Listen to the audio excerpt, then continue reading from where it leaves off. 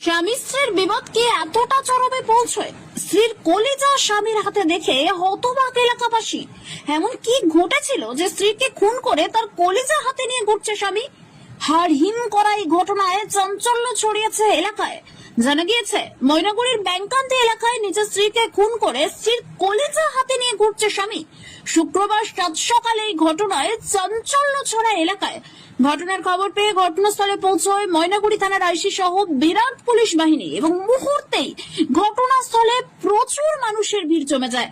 ধৃত ব্যক্তির নাম রমেশ রায়, বয়স 52। তিনি মানসিক ভারসাম্যহীন বলে জানা গিয়েছে।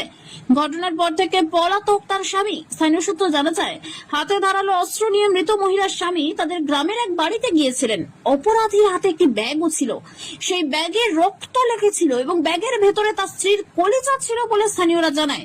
এদিকে গ্রামের সেই বাড়ি থেকে গ্রামের প্রধানকে বিষয়টি জানানো হয়। এরপর প্রধান ও স্থানীয় একজন মৃত মহিলার বাড়ি এসে রক্ত দেখতে পান এবং খবর দেওয়া হয় থানায়।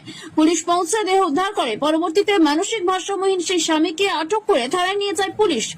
ঘটনায় ব্যাপক চাঞ্চল্য ছড়িয়েছে এলাকায়।